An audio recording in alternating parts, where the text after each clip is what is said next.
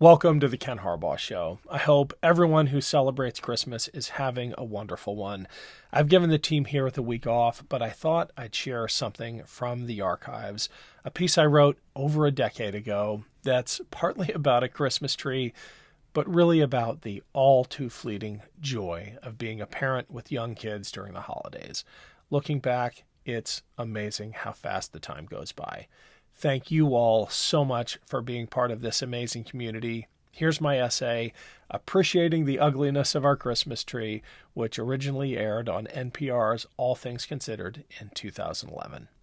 Our Christmas tree gets uglier every year. It's not the tree's fault.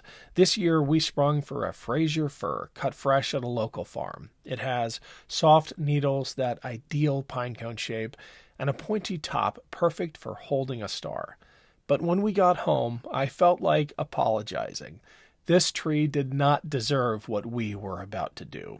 We recut the bottom, mounted it in its holder, and gave it water. For about 5 minutes, our tree looked beautiful. Then came the decorations.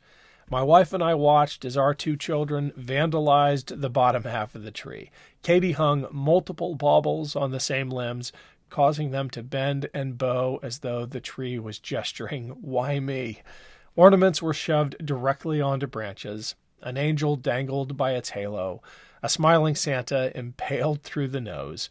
Our 2-year-old, Lizzie, sat chewing our nativity scene, throwing body parts into the tree. To be fair, my wife and I are partly to blame. We suffer from that common seasonal malady I call ugly ornamentitis. We can't seem to throw any away, especially those made by our kids, or anyone's kids, really. More than half the construction paper and popcorn curios are mine. When I left home, I inherited these homemade gems from my parents, who were eager to regain their own tree's dignity. I see the 30-year-old hunk of dough my wife attempted to shape into a wreath, and a mouse-like creature I vaguely recall molding from melted crayons. This year, our 6-year-old was in charge of the lights. Katie looped them tightly around the trunk as though dressing a wound. In a way, I suppose she was.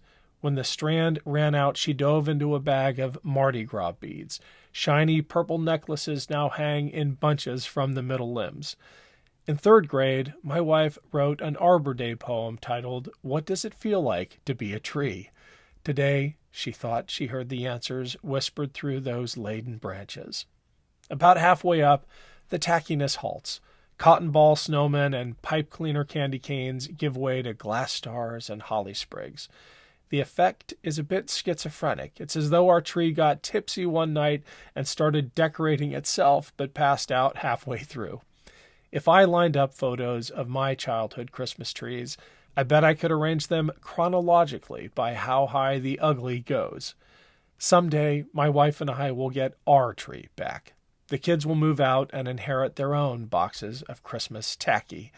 I picture the two of us in our holiday cardigans, sipping port by the fire, gazing at our tree. It will be elegant, majestic, refined.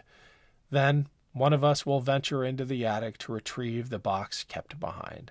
We'll hang Katie's clothespin Rudolph, Lizzie's headless baby Jesus, and every last memory we find. And somehow I know our tree will thank us.